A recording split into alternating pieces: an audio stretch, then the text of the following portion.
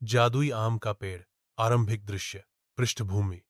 एक छोटे से गांव में धूप वाला दिन, हरे भरे खेतों के साथ पक्षी चहचहा रहे हैं और ग्रामीण कड़ी मेहनत करते हुए दिखाई दे रहे हैं। वर्णनकर्ता। एक छोटे से गांव में एक दूर रमेश नाम का एक आदमी था। वह अपनी दयालुता के लिए नहीं, बल्कि अपने लालच के लिए दूर दूर तक जाना जाता था।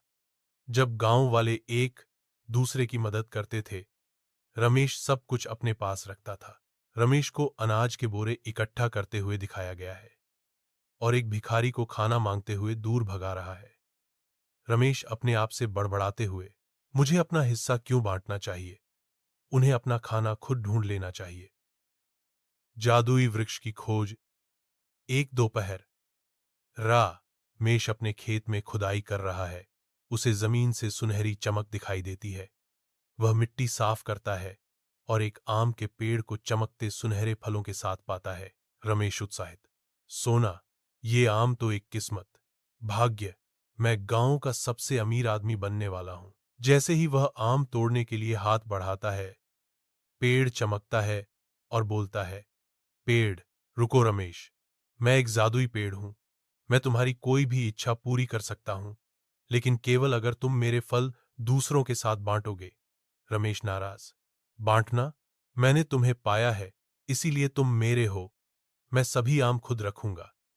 रमेश सोने के सिक्कों की कामना करता है। रमेश आत्मविश्वास से, मैं सोने के सिक्कों के पहाड़ की कामना करता हूं।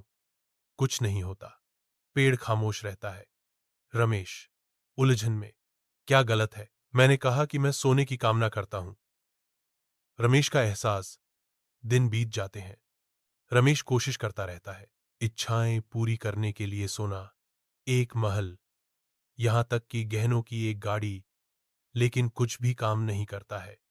एक दिन एक बच्चे के साथ एक गरीब ग्रामीण पेड़ के पास आता है। ग्रामीण, कृपाण किसान, मेरा बच्चा भूखा है, क्या मुझे एक आम मिल सकता है इस पेड़ से? रमेश हिचकिचाता है, लेकिन अनिच्छा से उसे एक आम देता है। ग्रामीण पेड़ से, मैं अपने परिवार को खिलाने के लिए पर्याप्त भोजन की कामना करता हूं। पेड़ चमकता है और इच्छा पूरी करता है। अनाज के बोरे दिखाई देते हैं। गांव वाले के बगल में। रमेश चौंक कर, तो पेड़ सचमुच इच्छाएं पूरी करता है, लेकिन केवल तभी जब मैं आम बांटूं। परिवर्तन। रमेश गांव वालों के साथ आम बांटना शुरू करता है। गरीबी दूर होती है और गांव वाले खुशहाल हो जाते हैं। बारिश, अच्छी फसल और बच्चों के लिए स्कूल की कामनाएं पूरी होती हैं। गांव तरक्की करता है। रमेश का चरित्र बदल जाता है। वह मुस्कुराता है, दूसरों की मदद करता है और ग्रामीणों की संगति का आनंद लेता है। वर्णन या रमेश, जो कभी एक लालची आदमी था, उसने साझा करने की खुशी सीखी। जादुई आम का पेड़ न केवल गांव को बदल गया, बल्कि रमेश के दिल को भी। समापन दृश्य। गांव को समृद्ध दिखाया गया है। खुश गांव वाले और हरे भरे खेत। रमेश आम के पेड़ के नीचे खड़ा है, बच्चों को आम बांट रहा है।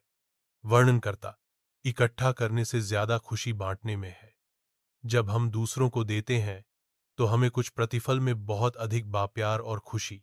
खुशमिजाज संगीत के साथ स्क्रीन फीकी पा जाती है, क्योंकि द एंड शब्द दिखाई देते हैं। क्या आप इस स्क्रिप्ट को एनिमेट करने या एआई जनरेटेड वॉइस ओवर जोड़ने में मदद चाहेंगे? कृपया चीनी भाषा में पाठ प्रदान करें, जिसका मुझे हिंदी में अनुवाद करना है।